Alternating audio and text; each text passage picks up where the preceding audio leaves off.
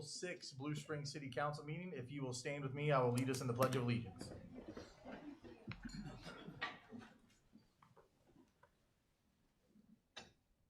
I pledge allegiance to the flag of the United States of America and to the republic for which it stands, one nation, under God, indivisible, with liberty and justice for all. Thank you. You can be seated. Excuse me. We'll now call the meeting to order. First item on the agenda is confirmation of a quorum. Councilmember Kaler. Present. Tholen. Present. Rummel. Present. Erickson. Present. Edmondson. Here. Rowan. Here. Mayor Levisay. Here. We have a quorum. Next item is a consent agenda. Do I have a motion to approve? So moved. Is there a second? Second. Any discussion? Roll call. Councilmember Kaler. Aye. Tholen. Aye. Rummel. Aye. Erickson. Aye. Edmondson. Aye. Rowan. Aye. Mayor Levisay. Aye. Motion carries. Well, the next item is a fun one. We have some Wildcats in the room with us tonight. Not only some Wildcats, but some champions. And not only some champions, but some national champions. And so if I can have the Glitter Girls and Company join me up front here, and council, if you can come up front with me.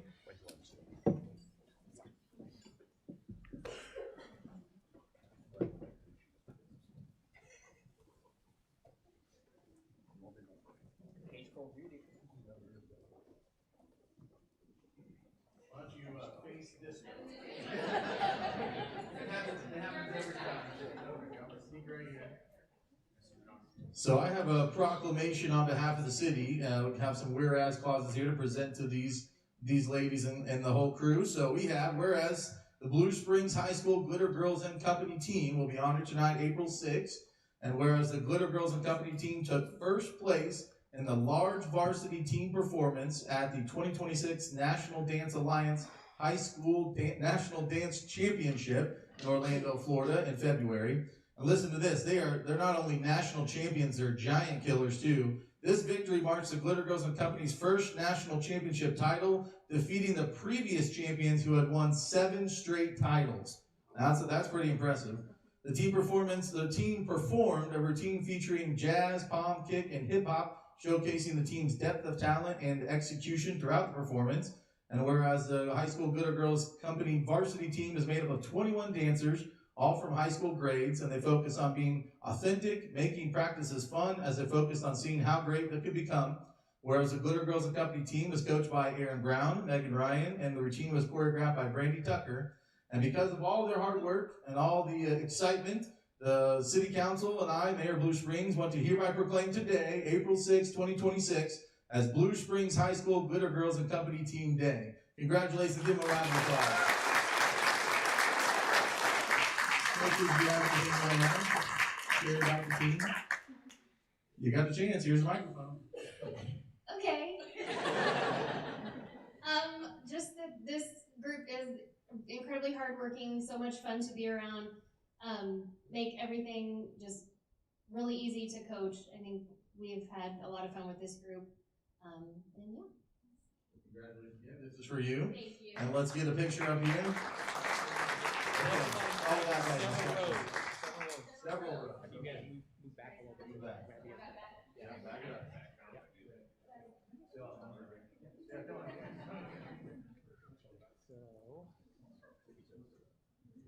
All right, everybody, give me a big smile. 1, 2, 3. Got it. Thank you. Give them another round of applause. Congratulations. As I said, yeah, we got fancy jackets. As I said previously, you guys are welcome to leave now if you like. Of course, we have a lot of exciting stuff on the agenda.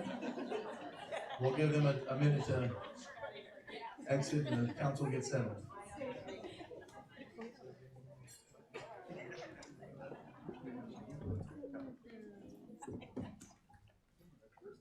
There goes everybody. I don't.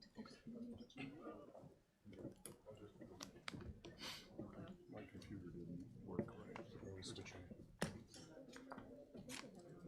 Yeah, it's done. Give everybody a minute to get settled. I know, more than that.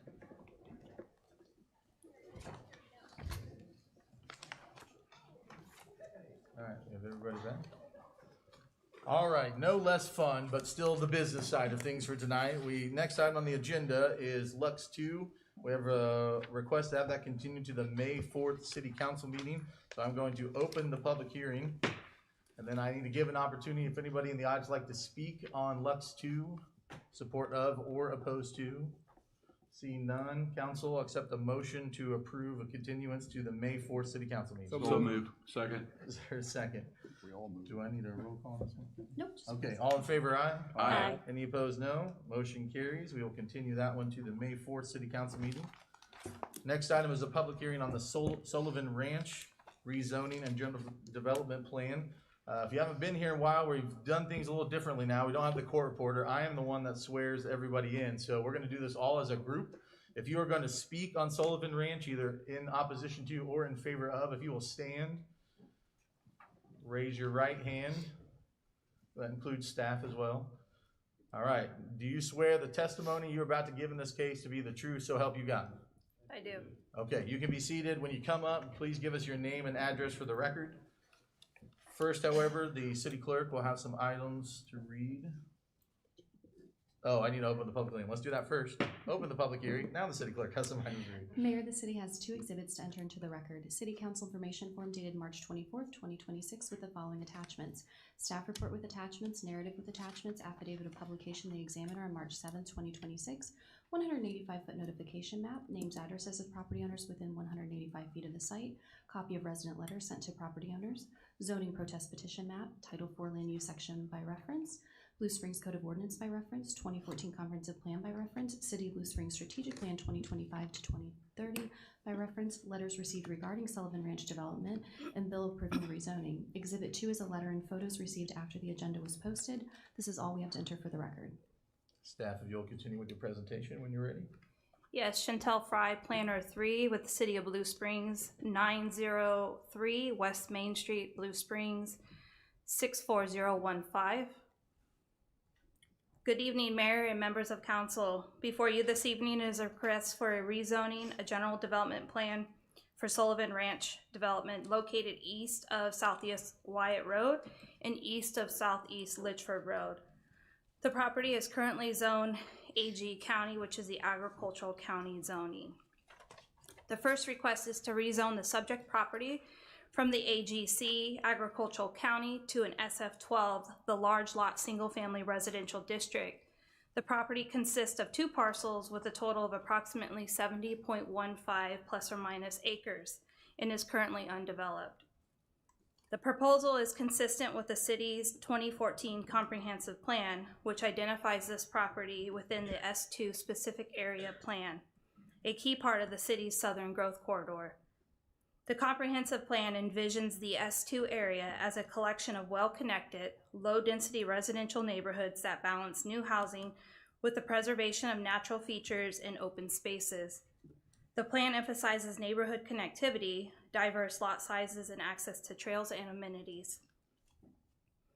The future land use policy map designates this property for a low-density residential development, which is defined as less than 5 dwelling units per acre. The proposed development has a residential density of 2.1 dwelling acres per acre, which meets the intent and the direct implements of the comprehensive plan's long-range vision for this area. The project also fulfills the comprehensive plan's broader goals to strengthen neighborhood identity through design and open space features, enhance connectivity with trail and sidewalk network, and to promote coordinated infrastructure investments that support orderly growth. Sullivan Ranch reflects the comprehensive plan's goal of transforming an undeveloped land in the southern area into a cohesive and walkable neighborhood while maintaining the city's quality of life standards. The proposal also supports the city's strategic plan of 2025-2030, which specifically the balanced growth priority. This focuses on growing the community strategically and proactively, identifying areas that can be efficiently served by infrastructure and municipal services.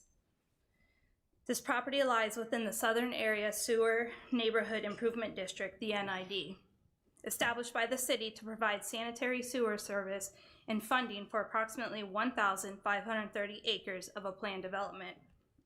The NID was designed to accommodate detached single-family housing at the density that's proposed, ensuring that infrastructure capacity is available to support a project.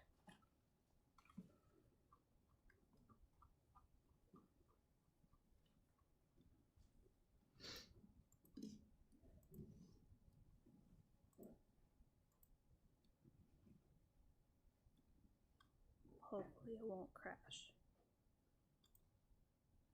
Okay. The development proposes 151 large lot detached single-family homes at a density of 2.1 dwelling units per acre. The open space and amenities of 9.53 acres are provided across 7 tracts to include walking trails and the entire property with a connectivity, detention basins, and green spaces. The applicant is requesting for a waiver regarding the established rear setback from a 30-foot, which is a requirement of SF12, to a 20-foot setback on the requested lots in the staff report. The reduction for the rear setback would provide adequate space for rear patios and decks, since these lots are adjacent to dedicated open space tracts while still maintaining an overall parcel boundary.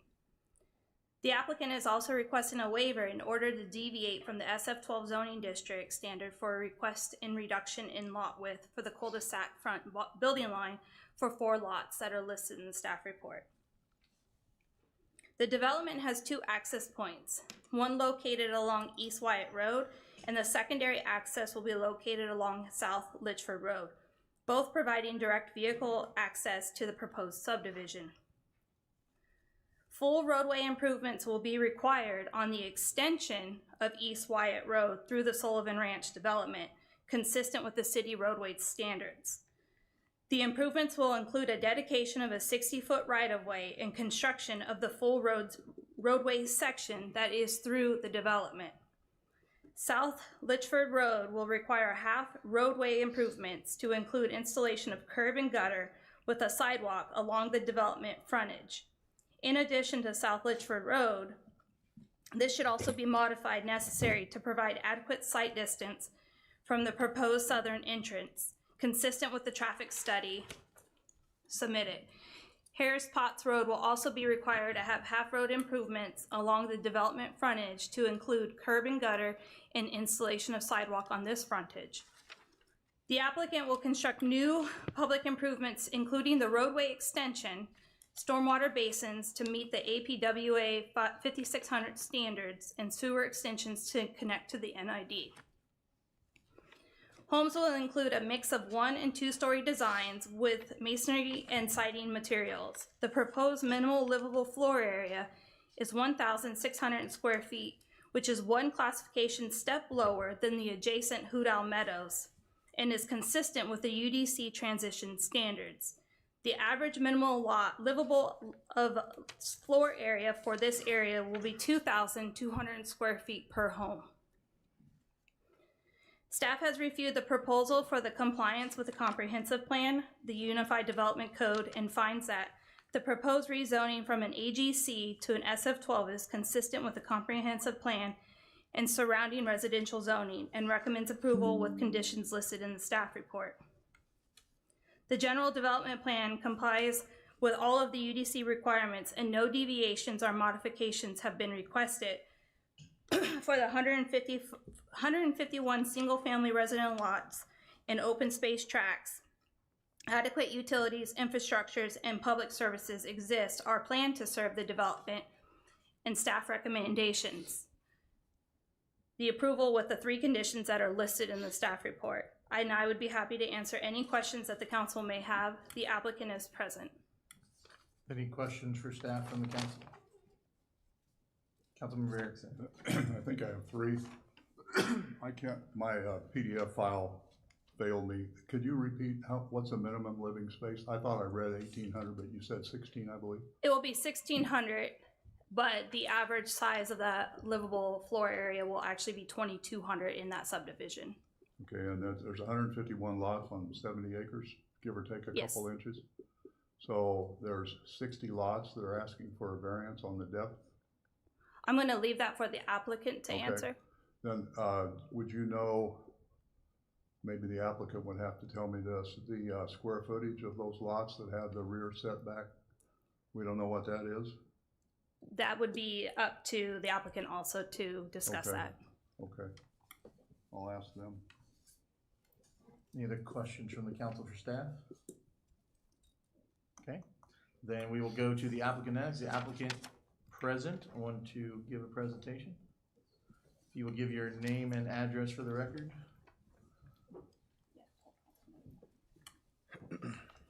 Hello, thank you all very much for your time. I am Alex Graville with CGR Builders, and my address is located at 5605 Northwest Verlin Drive in Parkville, Missouri.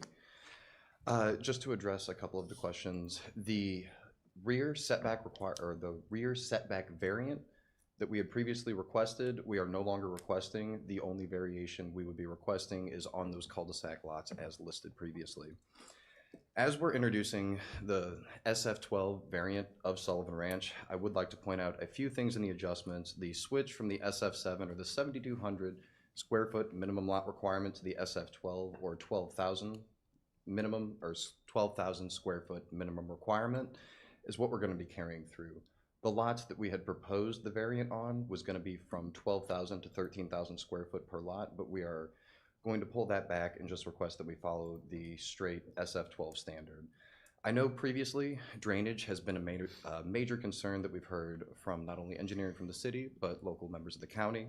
We would like to show that in the southwest corner of the lot, we have implemented a drainage basin there to ensure that in any major storm event, that the drainage outfall will be decreased as an impact from the development, as well as in the southeast corner. There are 2 culverts that are existing, but our drainage detention basin that we'll be releasing into there will once again be reducing the peak outfall or the drainage going, so we will lessen the impact of this area to the surrounding areas.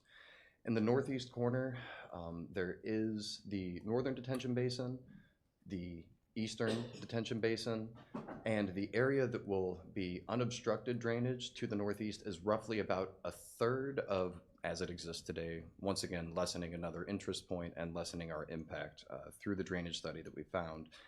The roadway improvements, we are looking at South Litchford Road, so a half road improvement from the median of South Litchford towards the proposed Sullivan Ranch development. It exists as a 19-foot road currently. The 9.5 feet that we would be improving would go to 15.5 feet. I know that it's been spoken that some mirrors have to be folded in when cars are passing, so we would be adding 6 more feet of drivable space there to be able to utilize the transportation more effectively. And with East Wyatt Road being pulled straight through the development, that would be the 60-foot right-of-way with the sidewalk being on the southern side of East Wyatt Road. I just would like to state that the East Wyatt Road improvement is going to be throughout the development, not extended through, so I know that there were some previous concerns of impacts of the words and some of the neighboring lots owned by county members, and we would just like to state that the widening that we are proposing is strictly through the development, just to make sure we could properly serve the proposed development. It has been stated that this development would be an overbuild of the area, and I know that the city's comprehensive plan that was released, the S2 district was defined as medium to low density housing for these parcels that are in question. If we were to look at numbers that we can point to, the only we were able to find was in 2007, there was a sanitary substation that was put in. Between the 231 previously approved homes in a development that is just on the western side of that extension of South Litchford that abuts the proposed Sullivan Ranch development, as well as the 151 units we are proposing, the engineering infrastructure that has been put in place, that would be at about 57% of its 669 single-family unit capacity. So once again, it was put in place for 669 units. With the previously approved and with our proposed, we would be at around 57% of what its capacity would be. The only other point I would like to point to is in 2015, the National Association of Home Builders put out a publication stating what the economic impact of development would be in the area, and adjusting their numbers for inflation and the 100-unit average that they used to the 151 we're carrying today. In local revenue, it would be about $58.9 million of local revenue brought through, of which 7.4896 or roughly $7.5 million would be in tax income and other government income. to help support the infrastructure and to help bolster the economy for this area. It would bring a little north of 500 jobs with their 100 home standard they had set, adjusted to 151. It would be 595 jobs brought to the local area.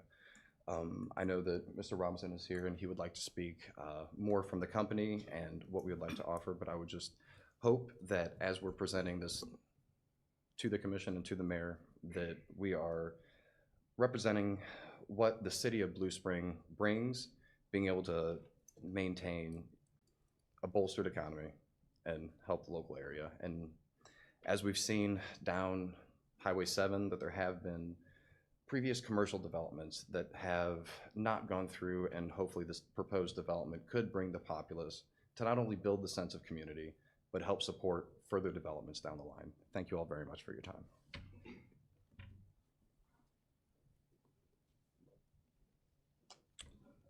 My name is Charles Robinson. I'm the owner, president of IMR Homes, CGR Builders. Good evening, Mayor, Commissioner, Can you City. give us your address for the record as well? Yes, 6220 Blue Ridge Cutoff, Raytown, Missouri, 64133. Please continue. Good evening, Mayor, Commissioner, city staff, members of the community. Sullivan Ranch represents more than just residential project. When we set off as a developer and we look for opportunities and locations, we look for growth and where the city is going as a whole. And City of Blue Springs was absolutely jumped off the page for us. Up and down, all the areas for development, the infrastructure that the city improved on and is invested in, and the master development plan. We knew with the 5-star school district that this city offers, this was a great location, a great opportunity, a great area to expand and to grow. We are a builder in 8 different states. We got 3,000 homes that's currently in our pipeline. We take this very seriously, and we are here very much represented to be a part of the community. I wanted to stand up and say we've heard and we listened to the community. We listened to this. We listened to the commissioners. We listened to the city, and we also learned and transitioned from what we submitted almost 6 months ago. We are here because we want to be allies for the community, not adversaries. We want to build a community within the community to where we can be with the community that's surrounding areas for those that are sitting here today. Everything that we're talking about here is all going to be for the betterment of the city, for the community. All the tree lines that we're talking about that's going to stay in place are going to stay in place. The privacy, the setback, the tree lines that's going to stay where it's going to be. We're trying to build a community where families can grow and commune together and collaborate and continue to grow in this area. There is nothing that we can do vertically from a build and put a foundation in the ground without building permits and the city approving it. So before we even break ground and go vertical, we're investing $10 million in infrastructure. We are funded, ready to go. This project is a $128 million project, and we are funded and ready to go. We are standing here wanting to partner with the community, the city, to see this project go through. There's a lot of things that we have to offer.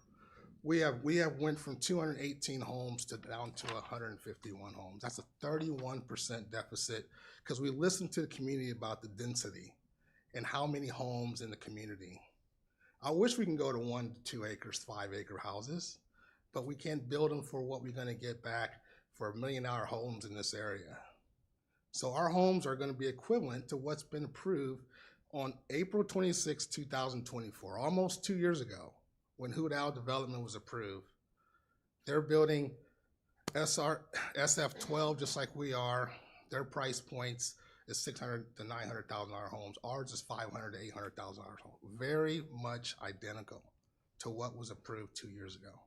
We're not doing anything different. I had several conversations with JT Larkin. And I said, hey, if you guys come before us in development, that's perfect for us because we're right behind you. So we don't have these half-road improvement issues or concerns for the city and also for the community. But if we come before you, what can we do? We also talked about opportunities of if we come before them, we're years ahead of them. We have agreed, and not so much in writing, but agreed that we will come in and complete both sides of Lynchford Road, South Lynchford Road, and they'll come back and finish the half-side improvement for the farm project on the road there. So we are putting measures in place. This project, if approved, will absolutely start probably the spring of next year. Our absorption rate is 30 houses a year. We're not talking about building 150 houses in 1 year. The infrastructure is going to be in place. The road's going to be widened. The infrastructure, the sewer, the streets, everything that we're looking to build and contain from stormwater will be contained inside of our property. We have built for that. We have engineered for that. Our engineers here can speak to the information related to that, but we are maintaining everything inside of our property. I want to close by saying a couple of things. There's going to be talk about the disbarment of CGR. I want to address that really quickly. Well, the disbarment for CGR has nothing to do with safety, project delivery, anything of that nature.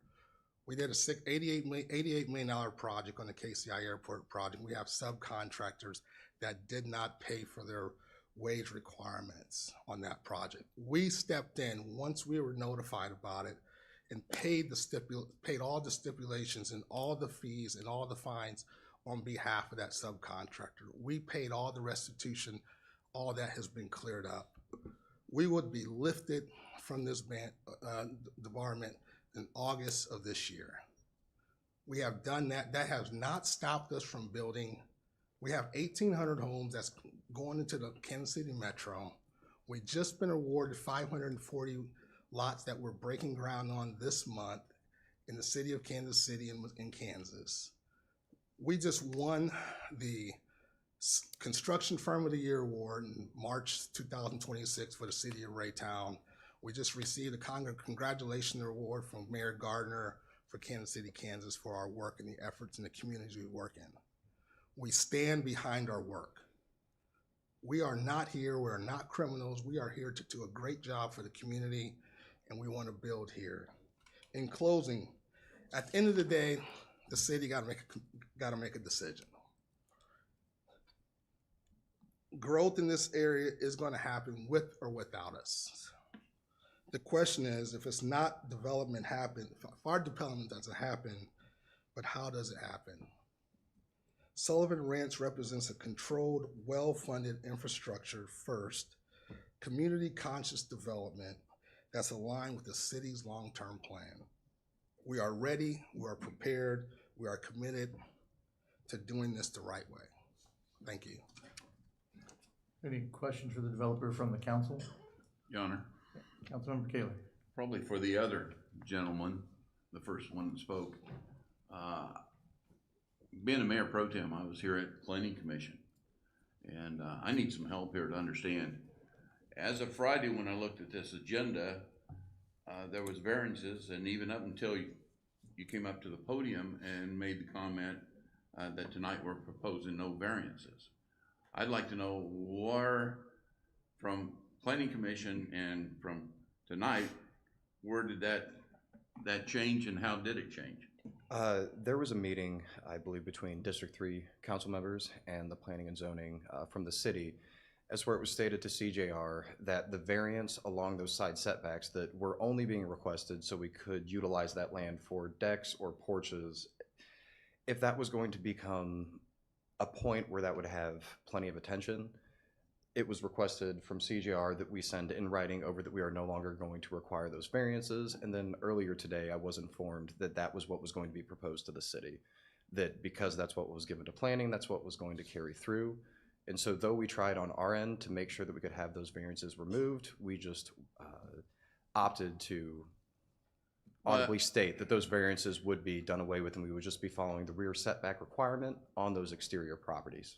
Well, as you could probably expect or understand, being at the meeting at the planning commission and then all of a sudden coming up thinking it's gonna be one way, and then you come to the podium and you're presenting and proposing to even drop all that, it's kind of a shock because we're coming at two different aspects. We're thinking this is the way it's gonna be, and now you're coming to us at the last minute and trying to bring something totally that's not different. I'd really like to see some plans on this, but I just was curious where this all began because I was at the planning commission and I couldn't understand why the changes and where it came from. And I apologize once again for the lack of clarity on our end. When it was brought to our attention that the variant from the standard in the SF-12 zoning requirement, it was decided internally that if we were to just inform prospective residents that there is the certain setback that would go up to the walking trail, that to make sure we are not encroaching upon the property bound, that we just utilize the exterior walking trail and the proper guidelines previously put in place, that would be what we would continue to present to you all today. And once again, I do apologize for the discrepancy between planning and... Help me out then. When you said internally, are you talking about within your organization or with our staff? So it was the staff that informed us of the meeting that had taken place. And then we, as an internally within our business, decided that it would be best to, in the spirit of changing from the SF7 to the SF12 and listening to all drainage requirements and infrastructure improvements, stay in line with the community and continue to attempt to be a mutually beneficial partner in this endeavor. Okay. Thank you. Any other questions for the developer from the council? I do. Councilman Barrington? As I said earlier, my PDF document, when I tried to get it up, was corrupt, so these are questions I have to ask ad lib. I believe one of you said that the sidewalks were a sidewalk on the south side of Wyatt Road. Yes, that was I myself. thought the document that we showed had an 8-foot,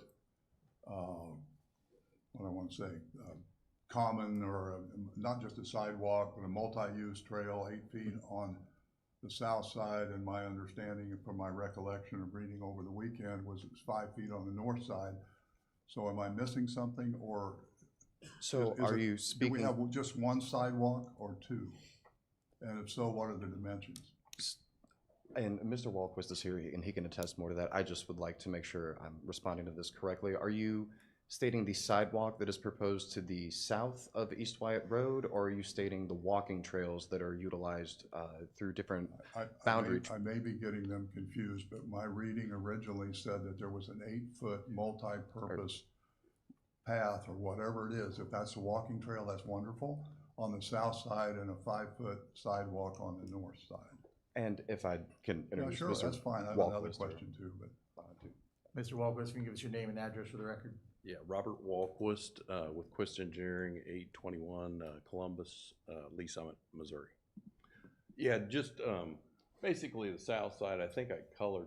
Did you have the color rendering of that? The trail? I don't believe I do, but the south side is the 8-foot. Okay, so the south side, we're putting an 8-foot trail. It's a concrete trail that goes along the 8-foot. Okay. Plus, we have a lot of 8-foot trails within all trails that aren't sidewalks will be the 8-foot. 5 feet the on the trail. north side as well? Yeah, there will be a 5-foot on the Okay. north side. Okay. Yes. Alright, And then to address your comment as far as the setback, we were just doing that along the ones that had the 30-foot landscape easement in the back, and we dropped it 5 feet. And that was the variance. We just had to ask for variance. It's typically in a residential subdivision, it's a 15-foot. In this zoning, it's a 30-foot. So we got a 30-foot front yard and a 30-foot backyard. It just allowed another 5 foot for a deck or because these, we have a minimum square footage for the house, but most of the time when that lot is that big, they build it to that big. So And how many lots, but again, how many lots was the variance? it was at the just beginning? along Was the, 60 lots or 40 lots? I believe it was only 30 lots, yeah, and it it was was probably from 30. It was just the exterior lots that I assume that the 30-foot landscape easement plus the 25-foot setback would give it a lot of room for the backyard, so we just gave them 5 more feet just in those lots, so. So we're not asking for But that. the client wanted to drop that, and it was just too last minute for me to revise the plan, so we apologize for May that. I- If you have no questions. Perhaps I can't count, which I've been accused of that. This paper, pardon my, I have scratches on it, and then the backside, I counted in groups of 20, with 3 groups of 20, adding 60 lots with variance, then you said 5 or 10? Yeah, I was gonna say, I probably I'm just misspoke saying the also. ones I on the don't know the exact exterior, number, so- that's why it's listed. I don't know how many is on the There's 60 in exterior. pack. Yeah, they're no longer asking for the variance on those. Yeah, It'll be so a that- straight SF-12. Mute. Yeah, sorry about that. I didn't know how many. No, I It's have- just the ones along the Then exterior. I have a question, is this, does this take away for the green space, or where does that extra 60,000 square feet come from? Approximately 100 feet width and 60 lots, and you're changing it. 60,000 square feet of, You've got a 10 foot, apologize. you've got 10 foot, reduction in the back lot that was previously on the paper. And there's oh, approximately that 100 was square. part of the 100 feet. lot. That had nothing to do with green So space. it's not gonna change anything? No, it's not gonna change anything. No, sir. And then, so this diagram that we have here is the diagram or the plat, whatever we want to call it? Correct. Just I think the table that shows the variance will go away. The request for the variances. And I think I So listed the those variances somewhere. are not reflected on the plat. No, we didn't have time to update No, that, we didn't so- put the setbacks on there. We did not put the setbacks on this plan here. One last time, what I'm seeing in front of me is prior to the variance. Yes, and there are no Okay. building setback lines on this plan shown. Any other questions for the developer from the council? Okay, thank you for your presentation. Any comments from the council before I go to the audience? Okay, and is there anyone in the audience who'd like to speak in support of? Okay, come on up, give your name and address for the record. Andre Vargas, Andre Vargas, 8100 Marty Street, Overland Park, Illinois, Overland Park, Kansas. Okay, you have with- 3 minutes to give us your comments. So I am part of the real estate team with Charles Robinson. I came on with some subject matter expert on the real estate side of things. Coming from Chicago, Illinois, I had a brokerage of 450 agents. Came here, opened up a new brokerage, working in Wichita with big developers. Did big developments in Chicago as well. Something to the scale. And what I'm the reason that I would say that I'm for with what's going on, Mr. Charles is putting up the money for a lot of everything that's being built. And what I see a lot of times is a lot of developments are asking for either special assessments from the city themselves. So for instance, the Bel Air development that I'm part of now, there is a 68,000 special assessment per the city, and another 38,000 special assessment for water and sewage to come in. And so the developer is now selling off the lots, and he's paying back those special assessments to get them off his books. But to bring in a developer and for them to bring in the capital aspect of it, I think is big for any type of city. The other thing that I think some people don't realize is the development of the city. What usually comes with that is more partnerships with banks, local banks. So, maybe that's something that could be down the road with helping out the community banks, because there are a bunch of incentives, coming in from the real estate world. Each bank has, I'm not sure if any of you know, but each bank has allocated per federal mandate to help out like community, whether it's community builds or just whether it's through loans or programs, whatever the nature is.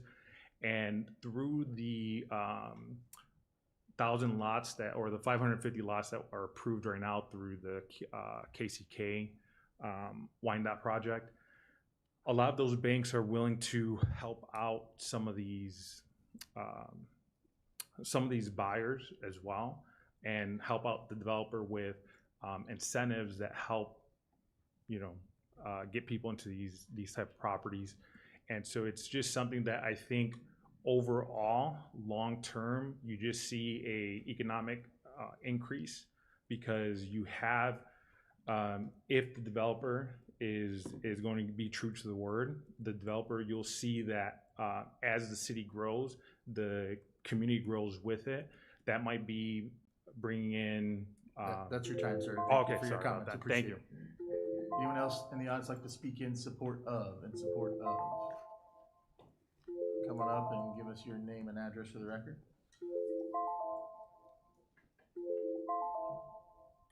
Good evening. My name is Bruce Williams. I live at 401 Southwest Webster Drive in Blue Springs, Missouri. I am the store manager at Lowe's Home Improvement. We will be partnering with CJR Builders on the project. What I would like to say on the behalf of Mr. Charles is I've seen his work as it relates to in the community. He does a lot in the community that I've known for the last 4 months or so. We've done some community engagement and community literacy in the Kansas City, Kansas area, where we're teaching young adults as well as older adults information about home buying and how to plan for their homes and purchase their homes. So I've seen that firsthand. Okay, thank you for your comments. Thank you. Anyone else in the audience like to speak in support of, Okay, we'll go to opposition to. I do have some speaker appearance forms. First one I have is for Adam Kriz. Adam in the audience? I'm going to assume everybody has been sworn in when we did at the beginning. If not, let me know, but otherwise give your name and address for the record. My name is Adam Kriz. I live at 30404 East Litchford Road, Grain Valley, Missouri, 64029. I live about 2 miles east on Litchford from this development. And one thing that they don't really say, that the two entrances that they have on here, they both lead to the same road. They might have different names, but one entrance comes in at Wyatt and Litchford, and the other one comes out on Litchford, and they're all going to be going to Blue Springs the same way. And with the the development that has already been approved, it has the entrances coming out also to Wyatt. So you have two full developments that are being built at the same time, all coming out to the same road, going the same way. And as far as the improvements go down Wyatt, at the bottom of that hill, it's all going to bottleneck right there. And in large rains, snow, anything like that, if there's one accident at the bottom of that hill, where every year there is with the traffic we have now, it's going to send everybody east. And that's 6 blind corners, deep ditches, potholes. I mean, it's dangerous in the summertime, and you put all that in the wintertime, that's pretty bad. But yeah, I just wanted to show that all these entrances come to the same spot. It's just 100 feet away from each other. Thank you very much. Thank you, Mr. Kriz. Next speaker appearance form I have in opposition to is from Parker Huddleston. I believe is maybe also Vivian Huddleston as well, I'm going to assume.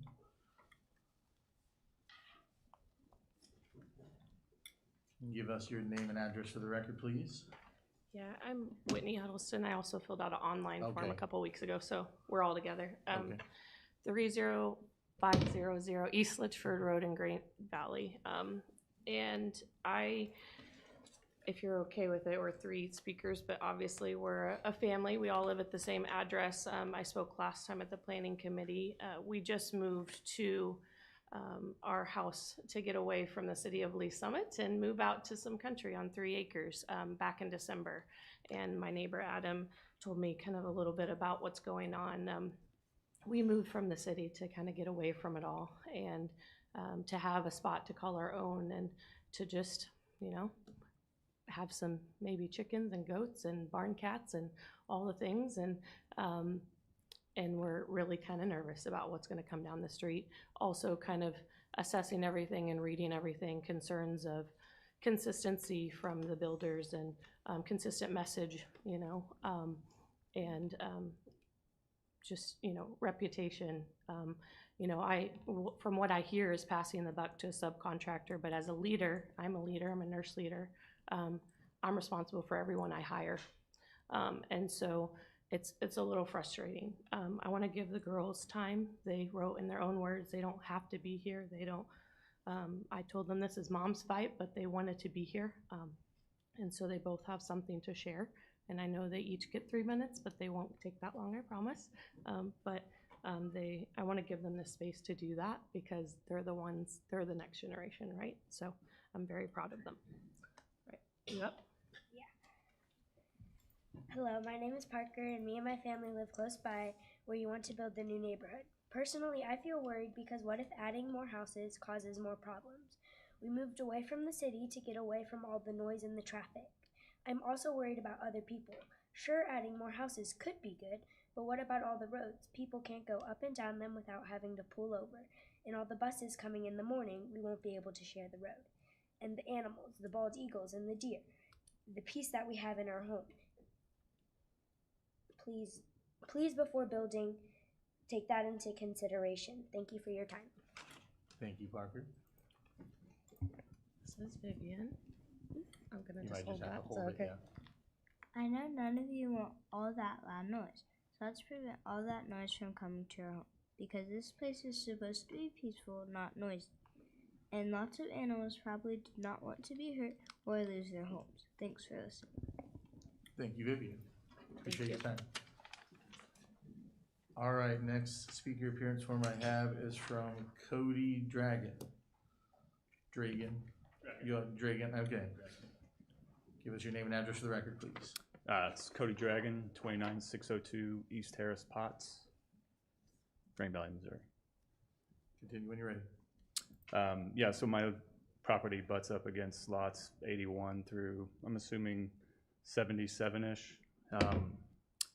I just want to focus on one issue. The roads leading to this development are not safe today, and adding 151 homes will make a dangerous situation worse. All three access roads, Cook, Litchford, and Wyatt, will have 0 shoulders for their entire length up to this subdivision. Cook Road is roughly 7,900 feet long with no shoulders. Litchford Road is about 11,500 feet with no shoulders and multiple blind curves. Wyatt Road is 3,900 feet with no shoulders and a blind intersection at Cook. That blind intersection is especially dangerous. Drivers approaching the stop sign on Cook looking to make a turn on the Wyatt Road coming from the east cannot see traffic approaching from the west due to the hill, trees, and vegetation completely blocking the line of sight. Cars regularly pull out in front of us because they simply cannot see what's coming. My 16-year-old daughter had a motorcycle start to pull out in front of her at that intersection. Thankfully, she was paying attention and avoided a collision. That's the reality today before adding hundreds of daily trips from a subdivision. After a recent rain, a car turned onto Wyatt Road from Adamsdairy and drifted just slightly off the road and got stuck. With no shoulders, there's nowhere to recover. The ruts from that incident are still visible today. Winter makes things even worse. At the top of the hill on Wyatt, snow drifts pile up so quickly that the plows can't make it back around before it builds up again. I personally watched a local farmer clear the roadway and help people out of the ditch. That's how unreliable these roads are under current traffic levels. The developer may be improving the frontage of the subdivision, but all the dangerous roads leading up to this subdivision, Cook, Litchford, and Wyatt, remain untouched. Those are the roads that fail today, and those are the roads that will carry all the new traffic. The city's Unified Development Code requires safe, adequate access. These roads do not meet that standard in geometry, sight distance, winter reliability, or basic safety. For these reasons, I respectfully ask that you deny the Sullivan Ranch proposal. Thank you. Thank you, Mr. Dragon. Next speaker appearance form I have is from Martin Underwood. Martin, are you in the audience?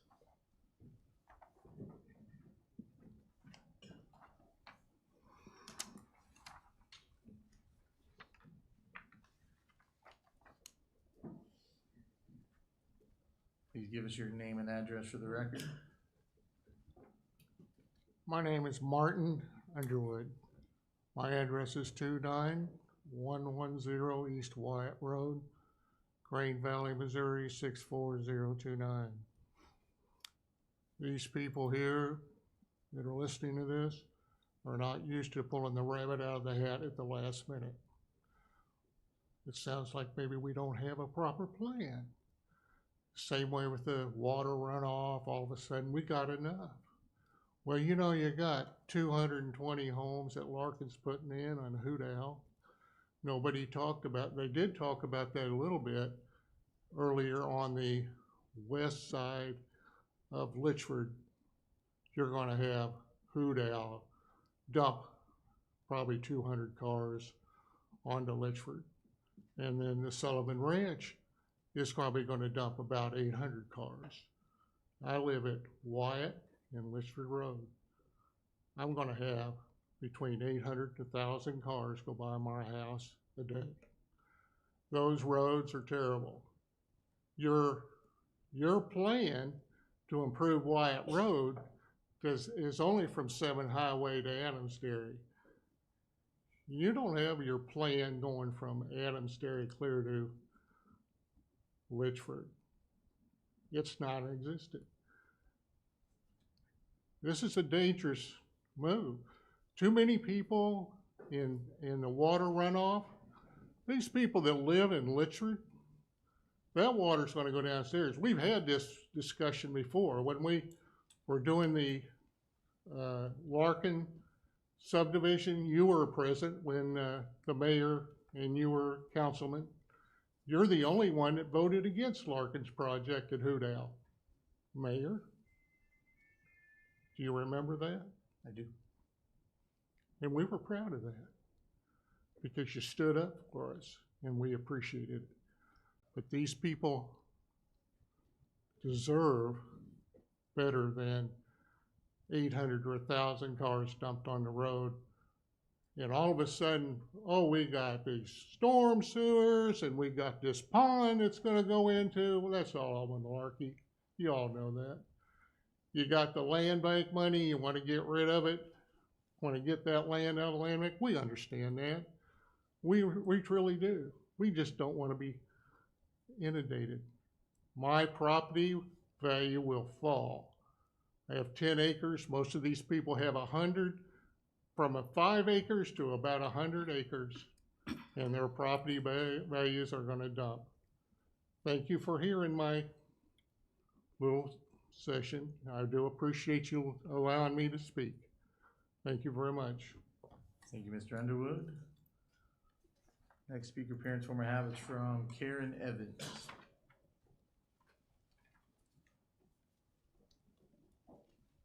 Please give us your name and address for the record. My name is Karen Evans. I live on 29614 East Terrace Potts Road.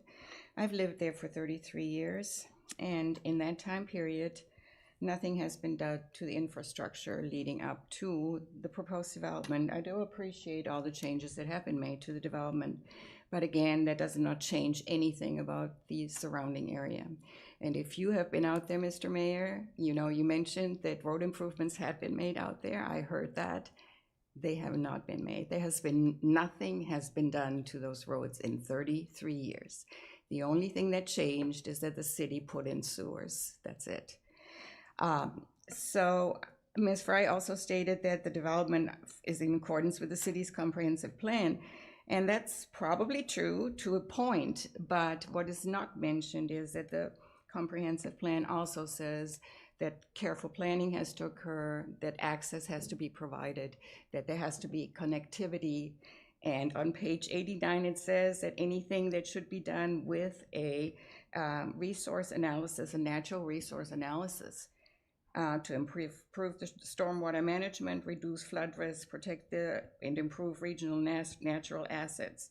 And I don't know that that analysis has been made anywhere except right around that area, perhaps, but it doesn't address the issues that are going to happen on Litchford, which floods regularly, by the way, in the valley. So again, you know, we can say that we're following the proposed development plan, but we also have to be honest that it's not 100% addressed what you wanted to do with that development plan in 2014. So again, and then, you know, I hear about the profits that the city is going to get and the tax money that you're going to gain. The city of Blue Springs is not gaining that tax money. You're getting maybe half, not even quite half. The school district, which is a 5-star school district, will also be shared by Blue Springs and Lee Summit because half the kids are going to go to Lee Summit. Okay, and I also wanted to know about the traffic study because 2 weeks ago, Ms. Fry told us that the developer was not going to do another traffic study because of the expense. What that tells me is that Mr. Robinson really cares very little about the safety of the people, and nor does he care about the city of Blue Springs because, as he has told us, he lives in OP and his business is in Raytown. Why would he care about us? So if he says that it's near and dear to his heart, I would venture to guess that maybe instead of being near and dear to his heart, it's near and dear to his wallet. Thank you so much for your time. Thank you, Ms. Evans. Also have a speaker appearance form from Charles West. Mr. West, are you here? Please give us your name and address for the record. My name is Charles West. Address is 29605 East Major Road in Green Valley, Missouri, 64029. Thank you for your time, council members. I'm going to be clear from the start. I'm not opposed to growth. Growth, you know, fuels a lot of things. I'm here because this proposal tonight carries financial risks that I don't feel have been fully reconciled. And I ask for your careful consideration before this.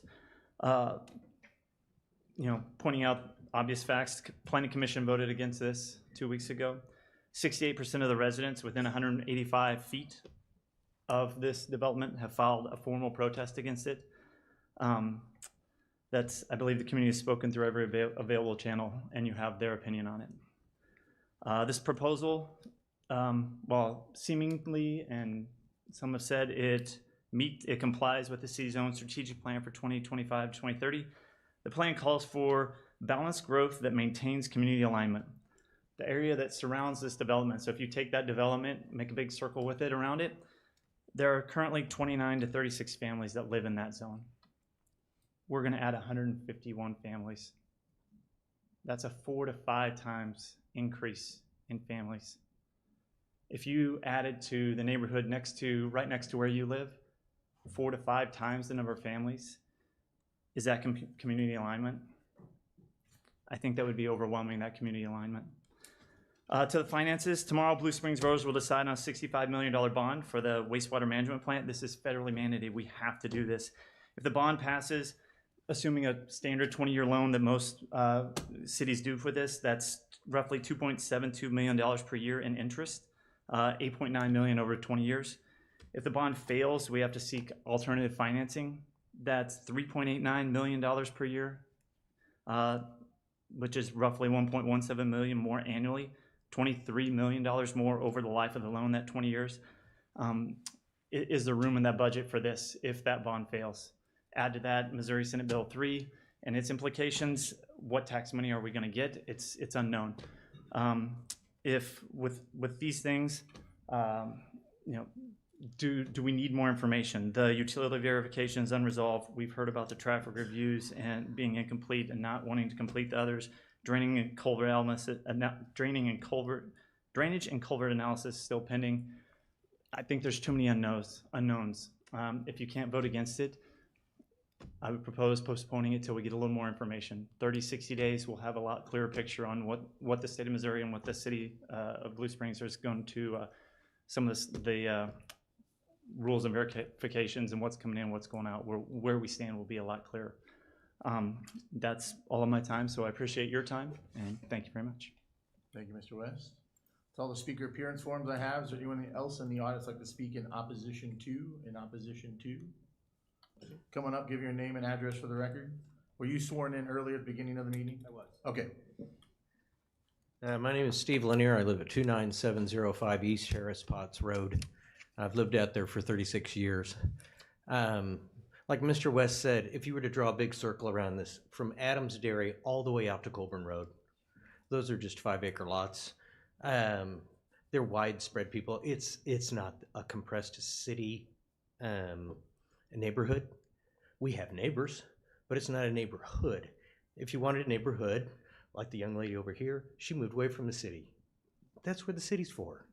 But we moved out so that we could have the space. We voted, you guys have voted this down before. I don't understand why we continue to come back and fight the same thing over and over again. I feel like I'm arguing with a teenager who wants to stay out until 2 o'clock in the morning and say, hey, I already told you it's not okay. Thank you. Thank you, Mr. Lanier. Anyone else like to speak in opposition to? Okay, come on up. Were you sworn in at the beginning? Yeah. Okay, then give us your name and address for the record. Steve Smith, 29509 East Harris Potts, Green Valley, Missouri.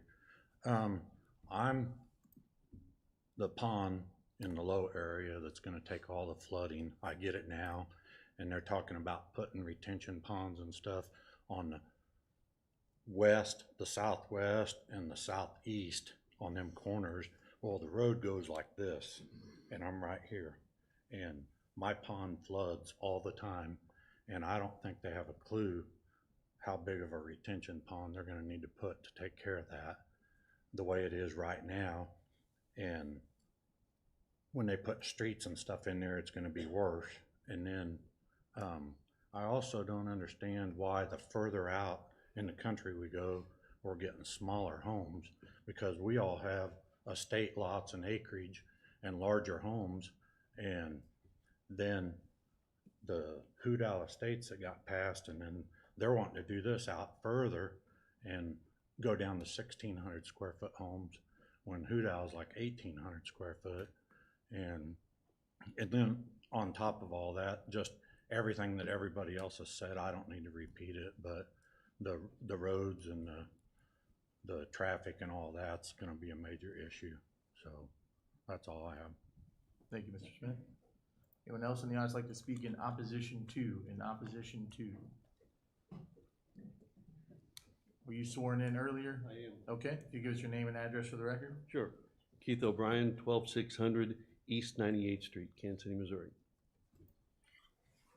So, this is the first time I've spoken this. I am for development in this area. I think that city spent a lot of money on NID, got the land back in land bank, had to pay those NID fees for quite some time, and this area will eventually get developed. I do understand that. But I think an important point that some people have made, but not specifically stated, that Hudal has 147 lots that it can develop. At 147, it has to stop until Wyatt Road is improved. And I think that's clearly stated in Bill 50, I think it's 5203, Ordinance 5319. I went back and listened to the council meeting on April the 1st, 2024. I'm not sure which member said it, but it was extremely clear. There will be no more houses beyond the 147 till Wyatt Road is improved. So I don't know how we're not improving Wyatt Road. I know that the city's funding the 7 to Adams Dairy, but this 19-foot road, it was discussed earlier, 19-foot road, no shoulders, and you're going to add 147 beyond Hudal, but then now Sullivan, it's okay if we add 161. So I don't know if we're going to change this ordinance, ignore the ordinance, or not discuss it, but that has to be discussed. This is a safety issue. I'm for development for the right reasons. And I believe that you can't put that many houses on this road, no center line, no shoulder, and expect not to have issues. So the city, I was informed here tonight of the wastewater treatment plant funds. I don't think the city's going to have the fund, and I would ask that when I have to sit down. I know it's not a question and answer. Is the city going to improve Wyatt Road? I know the Chapmans have no intent to develop that area. It's going to be on the city to do this. Is the city going to do this before these houses are built? It's not in the budget. So I just think it's important that for these residents, like I said, I'm for development in this area. These residents need to know if the buses can come down this road. And it's a reasonable request. So let me see, public opinion, safety.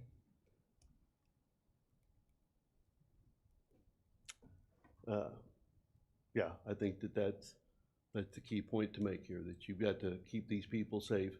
They're going to be development here. We all know this. Hoot Owl is proceeding. They're in one of their first state, 9 seconds. Thank you for your time. Appreciate it. Thank you. Thank you, Mr. O'Brien. Nelson, I'd like to speak in opposition to. Were you sworn in earlier? No, I was not. Okay, if you will raise your right hand. Do you swear the testimony you're about to give in this case to be the truth, so help you God? Yes. Okay, please give us your name and address for the record. Troy Levitt, I'm at 28812 East Wyatt Road. And this subdivision is being developed in conjunction with the other subdivision that's going to be directly across from my house. I'm on Wyatt Road. I can tell you that is only going to be a one-way ingress and egress. Litchford goes nowhere. It goes basically a windabout road to Grain Valley. All residents are going to be taking Wyatt Road, and basically, as it was stated earlier, is that Wyatt Road has no structures other than the side of the road. In front of me is you have a gully, right, a 3 foot, 4 foot gully. Cars are going to end up in there. That's a guarantee. And there's been nothing discussed as what's going to happen with Wyatt from, I think it's Cook Road down. I mean, we're going to have 1,500 cars on a one-way road, 16 feet wide. It doesn't make any sense. I think what needs to happen is that let the other division, it's already been approved, let that go through. Let's see how things play out. It seems like we're putting a tremendous amount of strain on a road when we don't even know what's going to happen with the already approved upon development. And they're going to be developing soon. I've already seen Asplund out there looking for the timber, and nothing is being done in regards to Wyatt Road. I mean, that road is not sustainable for 1,500 cars each day. That's all I have. All right. Thank you, Mr. Levitt. Nelson, I'd like to speak in opposition to. Okay. Any other comments from the council before I close the public hearing?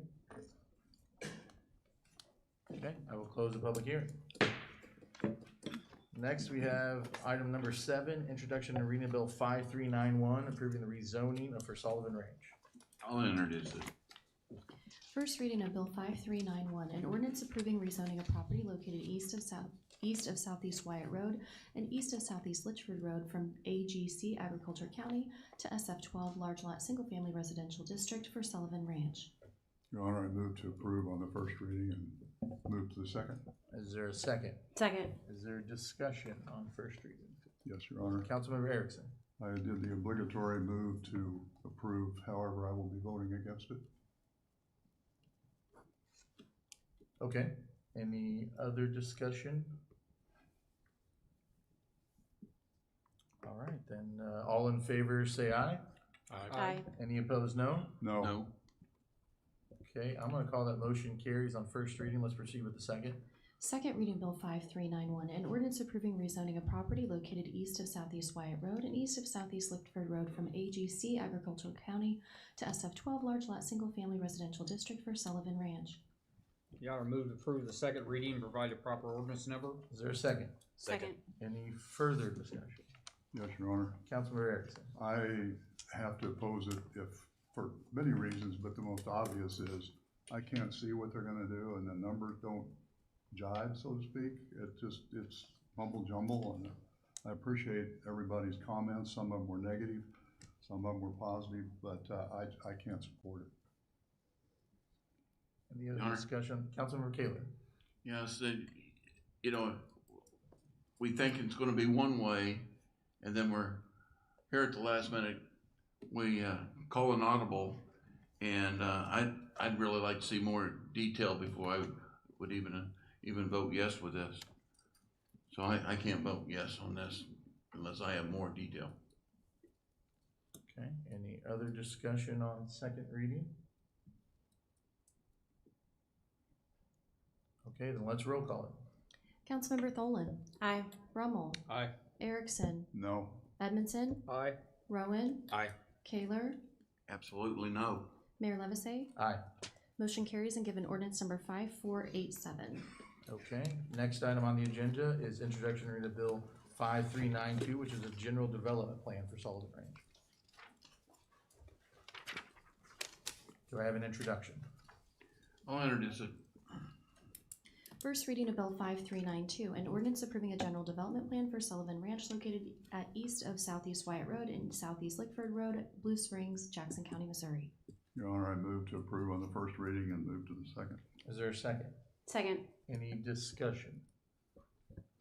I have a question, just a technical question. So based on the feedback we got from the developer that they're not requesting those variances, does that mean the general development plan as it's proposed is reflective of that?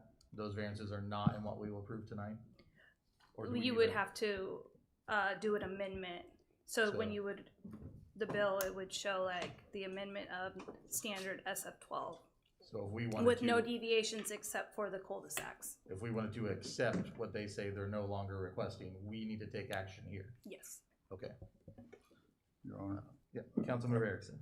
I guess that brings up the, for lack of a better word, the mumble jumble. I'm not sure what they are requesting or not requesting, and we have on paper 60 lots, and they said, I don't know, 10 or 20, and I just don't get it. I'd have to see it on paper, because we need the graphics. So I would agree with you, Councilmember. I think you would have to vote at the moment to assume the variances are included as it is proposed in the packet. So it's as you expect right now, with the variances included, and you would be voting Yes, based on sir. that. What I'm seeing in front of me, and based upon what is in the thing, the council information form about the representation, the graphics, et cetera, I'm not seeing what we're going to vote on to either approve or disapprove. I can certainly vote to disapprove it because I'm seeing it. I think I'm answering your question in the affirmative. Okay. Any further discussion? Your Honor, I'll make a motion to amend this to the conditions of a standard FS12 zoning, except the 4 cul-de-sac lots with the frontage width. Staff, does that motion meet what you understand is the developer's proposal? Yes. As they discuss it tonight? Yes. Okay. I need a second for that motion from Councilmember Brummel. Second. Okay, got a motion and a second. Is there discussion on Councilmember Brummel's motion? Again. To move forward with SF12 with just the cul-de-sac lots? Your Honor, again, I still have issues not having, even though it's an amendment, I still can't vote in favor of this until I actually see what it's gonna be, because there's been a lot of talk one way, a lot of talk the other. I'm pretty savvy with construction, but I'm telling you what, this is like alphabet soup tonight, and I would really like for them to bring it back as a new package to show us what they're really gonna do. Your Honor. Okay, Councilmember Erickson? Same thing again. However, in a different scenario, Councilmember Brummel, I understand what you're trying to do. Like, you're trying to make this happen. But if someone were to bring a proposal with 151 houses on 70 acres to us and say, hey, we're gonna rezone this and we're gonna meet all the criteria, and so let's pass it, I think we wanna see it. And I cannot see it. This is too big of a deal, in my opinion, and I think it should be in everybody's opinions to vote on something we're not even seeing. Your Honor. Councilmember Brummel. So it's my understanding that the variance, and city staff can help me with this, the variance that all they were asking for was buildable size of the lot. It wasn't the lot size in general. So all they were asking for was the variance on the back side of the lot to allow for an extra 10 feet of patio deck versus what the lot sizes were. So what we're doing here is we're just making it straight up FS12. So lot sizes, so what you see in front of you isn't gonna change no matter what. All we're doing is making their buildable lot area the standard of an FS12 versus giving them that extra 10 feet to do a patio, a bigger patio, a bigger deck, from my understanding. If you guys could confirm that for me, that'd be great. Yes, that is correct. So with the deviation, reducing the rear yard setback from 30 feet to 20 feet, these lots are, 12,000 square feet average, so 100 by 120, and reducing that by 10 feet would increase the buildable area for each lot by about 700 square feet. So that 10-foot reduction would add 700 square feet of buildable area to each lot, assuming each lot is the 12,000 square feet. So Councilmember Erickson, as we were talking earlier last week, and I was thinking it was green space that we'd be adding and changing the plot plan. I was misinformed until I spoke with city staff of what they're really asking for. So we're not looking to shrink green space. They're just shrinking the footprint of what they can build on. So they're still staying at a 9 point some odd acres of green space, even though the FS12 requires 7 acres. So the plot plan's not changing. John, Councilmember Kaler. so why didn't we come at the planning commission and come with this package back then? Why are we waiting at the midnight hour to come and make a change? If it's all the same, why wasn't it done prior to all this? And that's the part I don't understand. It just looks like something fishy happening here, and until I see it on paper, I can't support it. Okay, we're on the Councilmember Brumble's amendment discussion, further discussion on that amendment. What is the effect of the amendment? Or tell me to say it again. I believe that's what staff just explained. Do you want to give another No, clarification? could you repeat your motion for me? I have that as to conform to all SF12 zoning district standards except for deviations.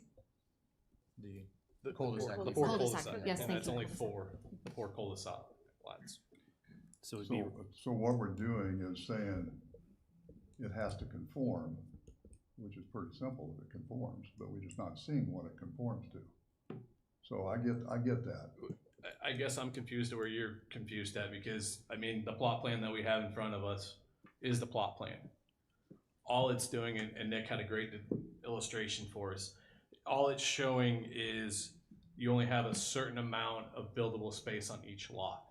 What they were asking for was an additional 10 feet of buildable space on the back side of the property. They weren't asking for bigger lots, smaller lots. They were asking for a little bit larger of a buildable area. And what we've done is take it to just conforming to all of our FS12 standards. Okay, any further discussion on the He asked me a amendment? question, Yeah, and then Councilmember. I would say, I haven't asked this yet, but is there green space shown on here? Is there 9 acres shown on here? Is that what those little retention ponds are and that kind of stuff? That's everything in the greens, from my understanding. Yes, and there's also a table to the right-hand side that lists all the tracks and open space and what they equate to. Okay, any other discussion on the amendment? We're still on the amendment as proposed. Councilmember Edmondson. And Councilmember Brumble, I think you did a good job on that. It just basically setbacks restrict the actual building area of a house, and that's what they were asking, was to try to decrease that restriction so they could build a bigger pod. And it seems pretty simple to me on what they're trying to do with it. I think some of the other aspects that they brought up about widening the road and adding 15 feet in there as opposed to just adding 9 would help improve some of that on Litchford. So, Okay, let's, any further discussion on the amendment? Okay, then the amendment can be a voice vote, so we'll say this is just on the amendment. All in favor, aye. Aye. Any opposed? No. No. Motion carries. So now we're on first reading of the general development plan as amended. So any discussion on the general development plan as amended? Okay, then this is first reading, so all in favor, aye? Aye. Any opposed? No. No. Motion carries. Second reading. Second reading of Bill 5392, an ordinance approving a general development plan for Sullivan Ranch located at east of Southeast Wyatt Road and Southeast Lickford Road, Blue Springs, Jackson County, Missouri, as amended. I don't move we approve the second reading and provide a proper ordinance number. Is there a second? Second. Any further discussion? Well, Councilmember Kaler. I'm still gonna say it, whether my colleague in District 2 wants to say it's hard or not hard. The bottom line of it is, there were some changes made. Doesn't matter where you're coming up with or where you subtracted, there's changes made. And there could have been a little more clarification. There could have been a little bit better communication instead of at the midnight hour coming and asking us to change it. So again, I cannot approve this. Okay. Any further discussion? Are you asking for a continuance, or are you just ready to go? If you would go with a continuance, I would be more than happy to vote yes on a continuance to get a little more information. Are we talking one meeting, or are we talking, what do you want to do? Whatever it would take. I mean, I feel it's pretty simple and cut and dry, but I don't want anybody to feel like we tried to do anything, you know, under the table, because everything is above board, and all they're asking for is to do it as an FS12, 100%. Okay, any further discussion? What there was a question, is there somebody want to act on continuing it, councilman? I'll act on it if this is appropriate time. I just don't know if this is appropriate time, and I don't want to be shut down. This is the time to make a motion if you're going to. Okay, I'll make a motion that we continue to a later date so we can have the proper information.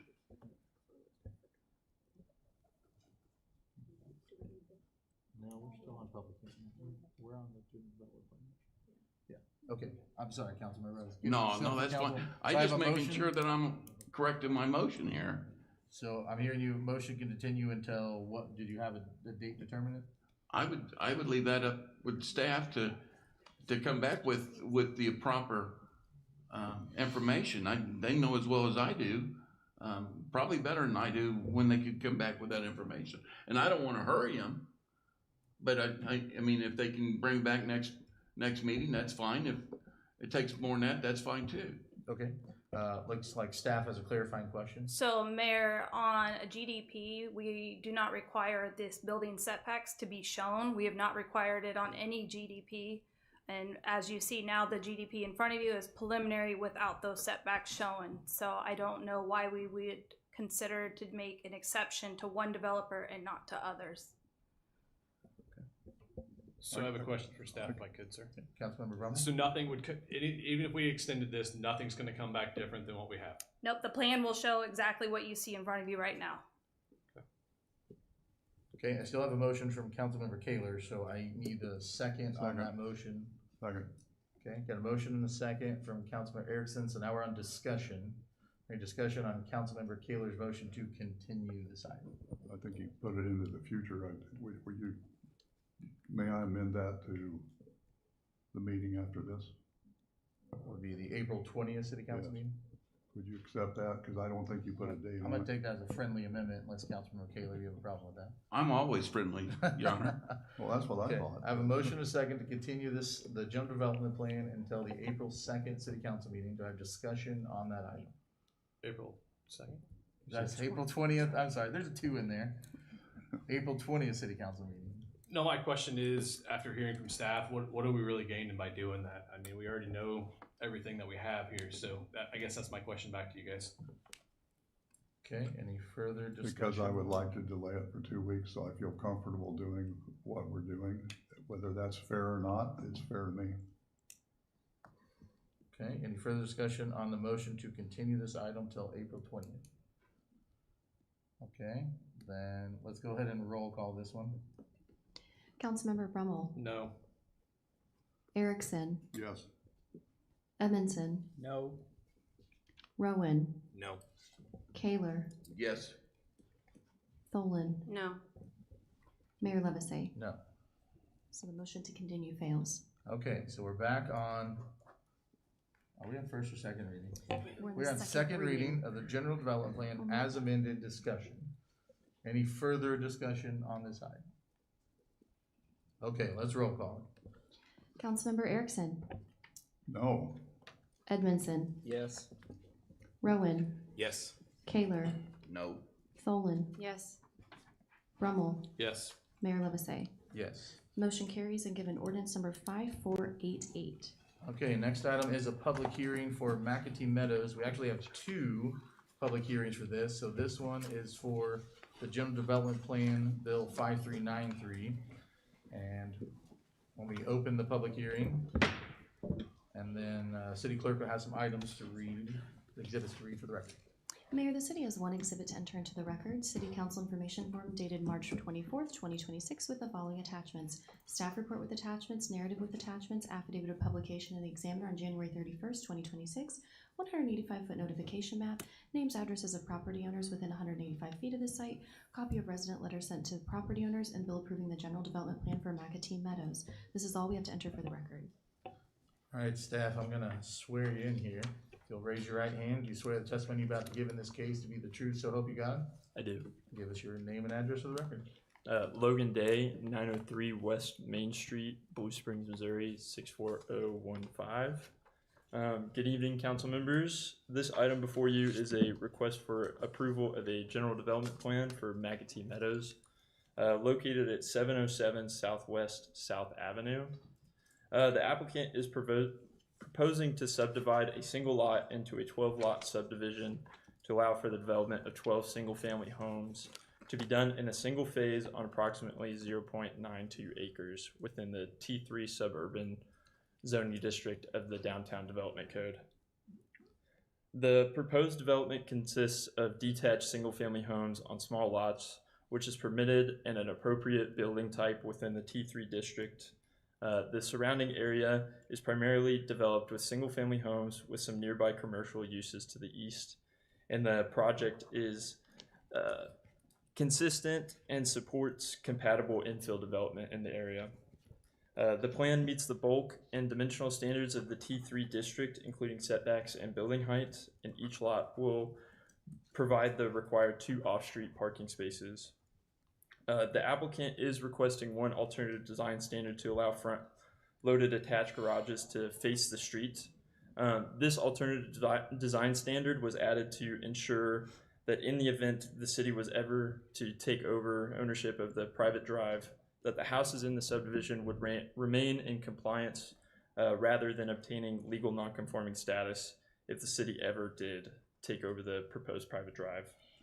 While the front-loaded attached garages are typically restricted in the T3 district, staff finds this request reasonable as similar configurations exist in the surrounding area and the modification does not create adverse impacts related to traffic, safety, or neighborhood compatibility.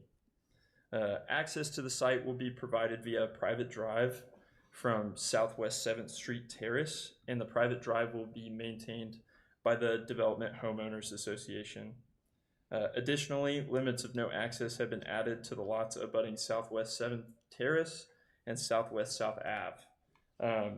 This project also includes required half-road improvements, including curb and gutter and sidewalk along Southwest 7th Street Terrace and Southwest South Ave. Utilities are available to serve the site along Southwest South Ave. A stormwater drainage report will be required prior to final plat approval to ensure compliance with city standards, along with additional technical requirements such as site distance analysis and proposed drive connections. Overall, the general development plan meets the requirements of the Unified Development Code and is compatible with the surrounding land uses. Based on this analysis, staff recommends approval of the general development plan subject to the conditions outlined in the staff reports. I am happy to answer any questions, and the applicant is here to answer any as well. Any questions for staff from the council? All right, then if the applicant's present, come up and answer questions, give us a presentation. And actually, I didn't swear you in earlier either, so I gotta swear you in. I think you did. Oh, okay. Yeah, yeah.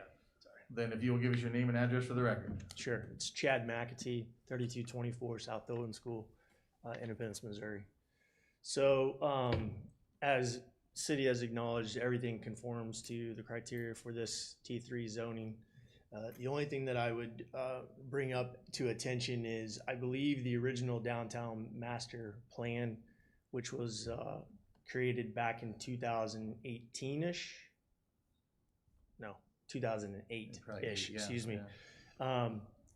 So we're looking at basically 20 years of original conceptual ideas.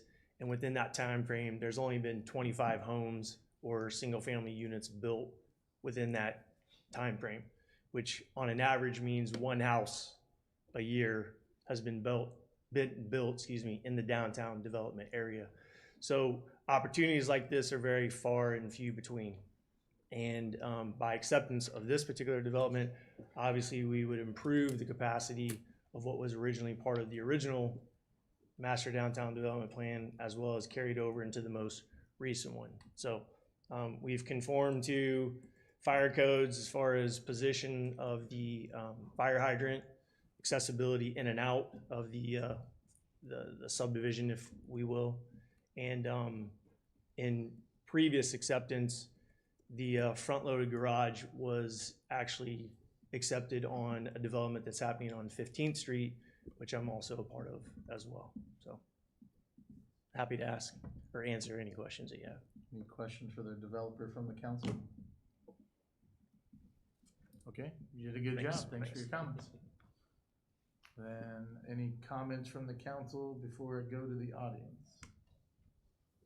All right, then anyone in the audience like to speak in support of? Anyone speak in opposition to? All right, I will close the public hearing. Next item is introduction of reading of Bill 5393, approving the McAtee Meadows General Development Plan. Introduce it. First reading of Bill 5393, an ordinance approving the general development plan for McAtee Meadows, Blue Springs, Jackson County, Missouri. Your Honor, I move to approve on the first reading and move to the second. Is there a second? Second. Any discussion? Your Honor, if you may. Councilman Edmondson. It's nice to see that we're starting to take advantage of some of these infill spaces within downtown to add some density. This is a prime area to be developed that's been sitting for a while. So I'm glad you came forward with this plan. Any further discussion? A question I probably should have asked Mr. McAtee this one, but I drove by this a couple times and I didn't get out and measure it. There's vacant land on South Street and it goes north. I think there's a structure up to the north. Is that structure, is that in your land or is it all the vacant land? There's no buildings on this. Okay. That's good. I'm just curious. Any other discussion on first reading? Okay, with that, we'll do all in favor, aye. Aye. Any opposed, no. Motion carries second reading. Second reading of Bill 5393, an ordinance approving the general development plan for McAtee Meadows, Blue Springs, Jackson County, Missouri. Your Honor, move to approve the second reading and provide the proper ordinance number. Is there a second? Second. Any further discussion? Okay, roll call. Councilmember Edmondson. Aye. Rowan. Aye. Kaler. Aye. Tholen. Aye. Rummel. Aye. Erickson. Aye. Mayor Levesey. Aye. Motion carries and given ordinance number 5489. Okay, we have another public hearing. This one's for McAtee Village General Development Plan. I will open the public hearing and the city clerk has some exhibits to read for the record. Mayor, the city has one exhibit to enter into the record. City Council Information Form dated March 24th, 2026 with the following attachments. Staff report with attachments, narrative with attachments, affidavit of publication and examiner on February 21st, 2026, 185-foot notification map, names, addresses of property owners within 185 feet of the site, copy of resident letter sent to property owners, and bill approving the general development plan for McAtee Village. This is all we have to enter for the record. Okay, Mr. Day, I'm told I do need to swear you in each time. So Okay. if you'll raise your right hand. Do you swear the testimony you're about to give in this case to be the truth, so help you God? I do. Okay, please give your name and address for the record. Logan Day, 903 West Main Street, Blue Springs, Missouri, 64015. Good evening, council members. This item before you is a request for approval of a general development plan for McAtee Village located at 412 Southwest 9th Street. The applicant is proposing to subdivide a single lot into a 4-lot subdivision for the development of 4 single-family homes to be done in a single phase on approximately 0.41 acres within the T3 suburban zoning district of the Downtown Development Code. The proposed development consists of detached single-family homes on small lots, which is appropriate building type within the T3 district. The surrounding properties are also zoned T3 and are developed with single-family homes, so the project is consistent with the existing neighborhood character and supports infill development within the downtown area. The plan meets the bulk and dimensional standards of the T3 district, including setbacks and building height. Each lot will provide the required 2 off-street parking spaces, with access being provided by a 24-foot wide private drive from Southwest 9th Street, with the maintenance of this drive to be done by the homeowners association. Due to the 24-foot drive required to meet fire code and access requirements, staff has conditioned that the development's HOA restrictions that parking be accommodated by garages and on-street parking where available due to the shortened drives. The applicant is requesting one alternative design standard to allow for front-loaded attached garages to face the street. This alternative design standard was added to ensure that the city, in the event was ever to take over the private drive, that the houses in the subdivision remain in compliance rather than obtaining legal nonconforming status if the city was to ever take over the drive. While the front-loaded attached garages are typically restricted in the T3 district, staff finds the request reasonable, and as similar configurations exist in the surrounding area, and the modification does not create adverse impacts related to traffic, safety, or neighborhood compatibility. Utilities, including sanitary sewer, are available to serve the site. A stormwater report will be required prior to the final plat approval to ensure compliance with city standards, as well as ensuring no adverse impacts are made to the surrounding neighbors. Based on this analysis, staff recommends approval of the general development plan subject to the conditions outlined in the staff report, and I am happy to answer any questions, and the applicant is also here to answer any questions. Any questions, Councilmember Erickson? You mentioned the maintenance of the street would be the responsibility of the HOA. Correct. And the HOA, as I would understand it, would be totally Mr. McAtee at this point in time. How long would that be before? That would be on, I believe, the applicant. We don't have a standard on that? No, that would be all like a private matter. Because they would hand over the HOA, or he would hand over to the HOA. So if the homeowners complain that the snow is not getting scooped, we don't have any correct. responsibility. The city would not maintain these roads. Capable on it? Correct. Okay. Any other questions for staff from the council? Okay, then with that, Mr. McAtee, if you'll come up too, give us answer questions. And it does sound like I do need to swear you in again. If you will raise your right hand, you swear the testimony you're about to give in this case to be the truth, so help you God. I do. Once again, give us your name and address for the record. It's Chad McAtee with RC McAtee Construction, 3224 South Owen School Road, Independence, Missouri. Basically, this is a smaller version of the previous layout that we just saw. Only 2 of the houses technically are front-loaded.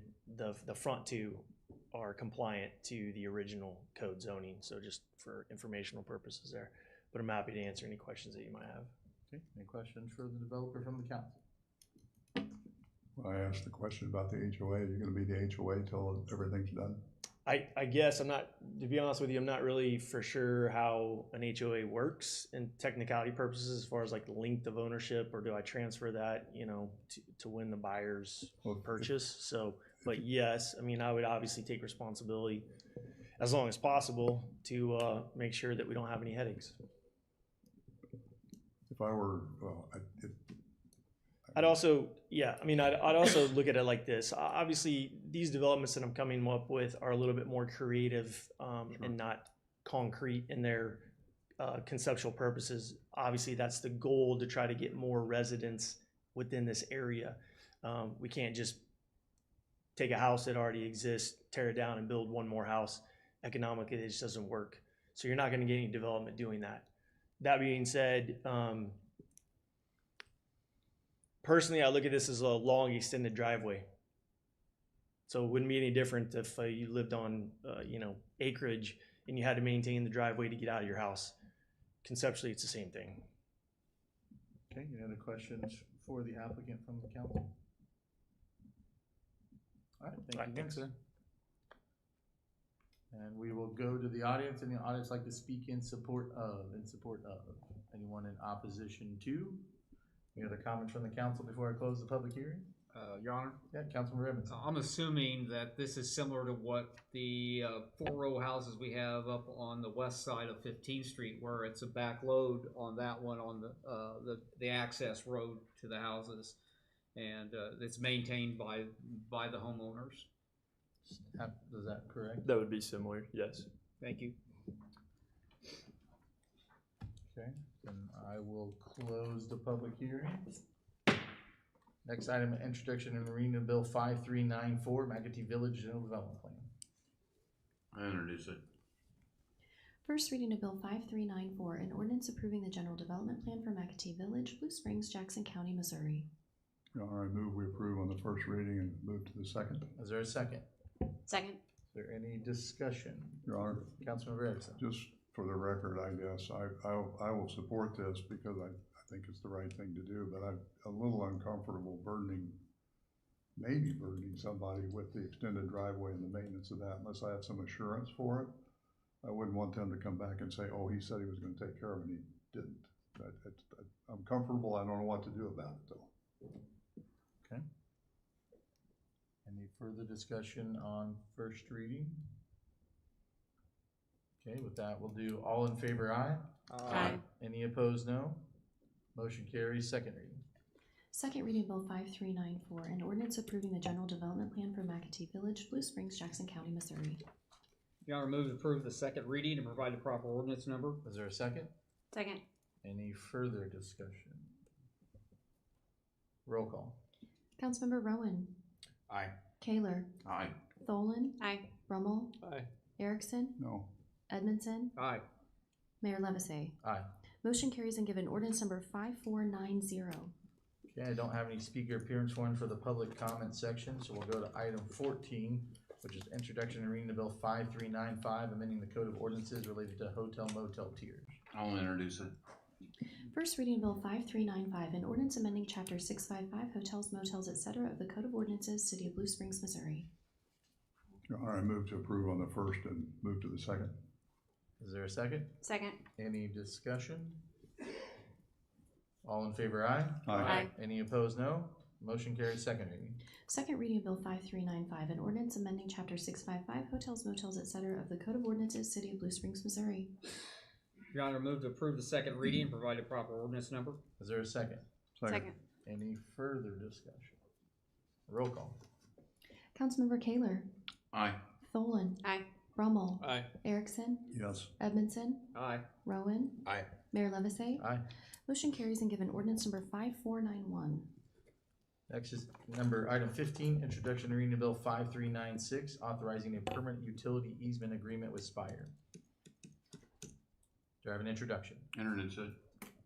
First reading of Bill 5396, an ordinance authorizing the mayor to execute a permanent utility easement agreement granting Spire, Missouri, Inc. a 10-foot wide gas distribution easement across city-owned property located in part of the vacated Whitney Street right-of-way in Blue Springs, Jackson County, Missouri. Your Honor, I move we approve on the first reading and move to the second. Is there a second? Second. Any discussion? Okay, all in favor, aye? Aye. Any opposed, no? Motion carries. Second reading. Second reading Bill 5396, an ordinance authorizing the mayor to execute a permanent utility easement agreement granting Spire, Missouri, Inc. a 10-foot wide gas distribution easement across city-owned property located in part of the vacated Whitney Street right-of-way in Blue Springs, Jackson County, Missouri. Your Honor, move to approve the second reading, provide the proper ordinance number. Is there a second? Second. Any further discussion? Roll call. Councilmember Tholen. Aye. Brummel. Aye. Erickson. Aye. Edmondson. Aye. Rowan. Aye. Kaler. Aye. Mayor Levesey. Aye. Motion carries and given ordinance number 5492. Okay, I don't have any speaker appearance warrants for visitors, so we'll go to council member comments. Oh, what'd I miss? I missed number 16. Yeah. We have item 16 I tried to skip, which finance is just screaming right now. Introduction to reading of bill 5397, approving a budget amendment. I'll introduce it. First reading of Bill 5397, an ordinance amending the 2025-2026 annual budget of the City of Blue Springs, Missouri. Your Honor, I move to approve on the first reading and move to the second. Is there a second? Second. Any discussion? Roll call.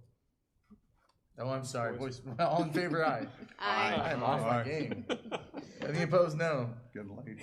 Yeah. Motion carries, second reading. Second reading Bill 5397, an ordinance amending the 2025-2026 annual budget of the City of Blue Springs, Missouri. Your Honor, I move to approve the second reading and provide a proper ordinance number. I guess if you want to. Is there a second? Second. Is there any further discussion? Now we will have a roll call. Councilmember Brummel. Aye. Erickson. Aye. Edmondson. Aye. Rowan. Aye. Kaler. Aye. Tholen. Aye. Mayor Livesey. Aye. Motion carries and given ordinance number 5493. Okay, did I miss anything else before we move on? Your Honor. Yes, Councilmember You Erickson. didn't miss anything. I'm not sure how to do this. There's something I want to clarify on a motion. Can we do that? I'm not asking for discussion. I just want clarity. I'm gonna look at the city attorney as I say these words. I think Robert's rules allows you to reconsider something within the same meeting, but there would have to be a motion and a vote on that. It's about the only thing I can think of right I now. move that I get a chance to ask a question of Councilmember Brummel's amendment on the no variance amendment. What do you think? Can we do that in councilmember comments and maybe just ask this question and answer it, or are we beyond our ability to do that right now? I would have done it immediately after, but we were in the public hearing, so it's just a quick question. Okay, we're gonna go to councilmember comments, and how about Councilman Erickson? Do you have any comments to make this evening? I want to be sure before I go home tonight that the amendment offered that we voted on, considering Sullivan Ranch, said no variances based upon the zoning. There was no variances with the exception of the cul-de-sac. Okay, that's what I wanted to hear. Yes. Okay, that's good. I'm That's done. what I recall the motion being. And that was So- only 4 lots. Yeah, on the I know, cul-de-sac. I just didn't, because didn't catch that. So I'm just gonna take that as musings from you as a council member on the Yeah, meeting that's tonight, perfect. and I just happen to know the I answer just wanted to it. make the meeting a Yes. little longer. Any other council member comments this evening? Do they have anything, any liaison meetings that you had this week from boards or commissions, or anything to add? Go vote tomorrow. Yeah, I would wish everybody well, and I'm gonna have a good time in Cabo. I'm sure you will. That's Wednesday though, right? It is Wednesday. So yeah, so we'll just take that as an introduction to tomorrow is election day, April 7th. Polls are open at 6 a.m., close at 7 p.m. We not only have 3 city council seats up for election, but also have revenue bonds for the Snyabar wastewater treatment plant. So be sure to vote. Always well attended here in Blue Springs. We look forward to that tomorrow as well. Also, you might have saw today was announced the naming of our 2 eaglets, and so we're trying to give names to the eaglets. You can do that as a poll that was on the city's Facebook page. That closes, I'm gonna say midnight at Friday. Isn't that right, Brian? Okay, midnight Friday, April 10th. So there are several options. I'll say curated options that are in the poll from the city, and so I have an opportunity to express what those names are.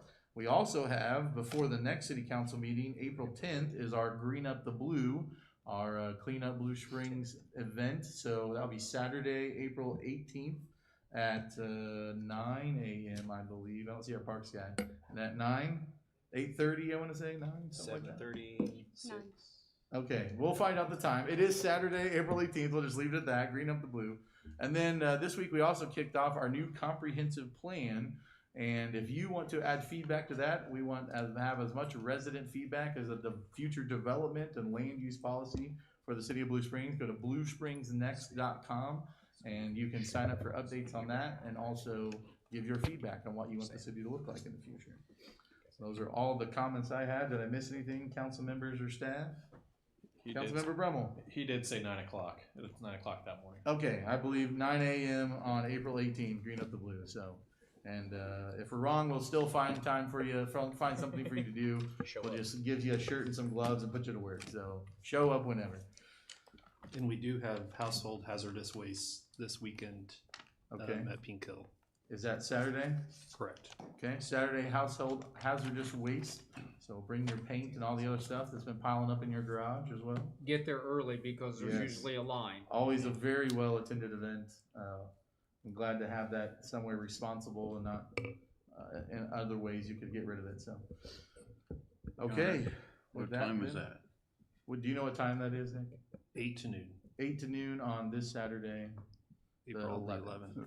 Your Honor, Councilmember Erickson. if the citizenry misses that date, whenever the Lee Summit recycle place is open, they can do that, I think even without an appointment up to a certain amount. So we have continual household waste disposal. I don't know if everybody's aware of that or not. No, that's a great point. You don't have to wait till the events that happen occasionally.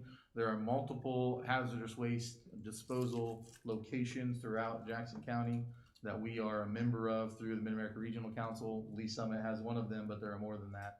And so you have an opportunity to do that throughout the year, so you don't have to wait till our Saturday events.